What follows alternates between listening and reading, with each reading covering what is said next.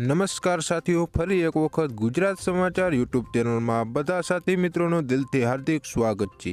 આજના આ વિડીયોમાં તાજા અને ખૂબ જ અગત્યના તેમજ રાજ્યને લગતા તમામ મોટા સમાચારો વિશે વાત કરવાના છીએ, જેમાં રાશન કાર્ડ ધારકો માટે મફત રાશનને લઈને મોટો નિર્ણય, ખેડૂતોને હવે એક જ જગ્યાએથી મળશે તમામ વસ્તુઓ, ખેડૂતો માટે ખુશીના સમાચાર, વ્યાજ વિના 5 લાખ રૂપિયાની લોન આપશે સરકાર, ગોંડલ માર્કેટિંગ યાર્ડમાં ધાણાની આવક હાલ પૂરતી બંધ કરવાની થઈ જાહેરાત, ત્યારબાદ ખેડૂતોને 36,000 રૂપિયા પેન્શન।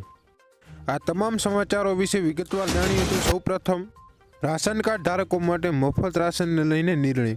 કરોડો ગરીબ પરિવારો માટે સારા સમાચાર આવ્યા છે। રાશન કાર્ડ ધારકોને ફેબ્રુઆરી મહિનામાં વધુ એક મફત રાશન મળશે। સરકાર દ્વારા આ રાશન હોળી પહેલા એટલે કે 8 માર્ચની પહેલા ગરીબ પરિવારોને રાશન મળી જશે તેવી તૈયારીઓ છે।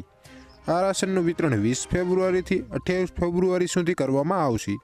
રાષ્ટ્રીય ખાદ્ય સુરક્ષા અધિનિયમ હેઠળ કેન્દ્ર સરકાર દ્વારા દેશભરના ગરીબ પરિવારોને મફત રાશનનું વિતરણ કરવામાં આવી રહ્યું છે। ત્યારબાદ ખેડૂતોને હવે એક જ જગ્યાએથી મળશે તમામ વસ્તુઓ। ખેડૂતોના હિતમાં વડાપ્રધાન નરેન્દ્ર મોદી દ્વારા કિસાન સમૃદ્ધિ કેન્દ્ર ખોલવામાં આવી રહ્યા છે। વડાપ્રધાને 17 ઓક્ટોબર 2022ના રોજ દિલ્હીમાં આયોજિત એક કાર્યક્રમ હેઠળ 600 PM સ્થિતિ સુધારવા અને મદદરૂપ થવા માટે કેન્દ્રની મોદી સરકારે પ્રધાનમંત્રી કિસાન સમૃદ્ધિ કેન્દ્રો ખોલ્યા છે।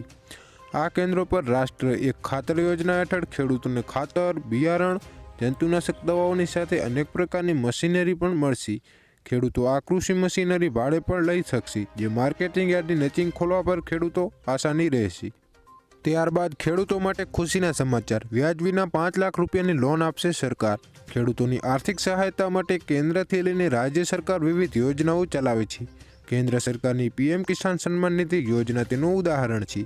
આ અંતર્ગત સરકાર ખેડૂતોને દર 4 મહિને 2,000 રૂપિયાની આર્થિક સહાય પૂરી પાડે છે।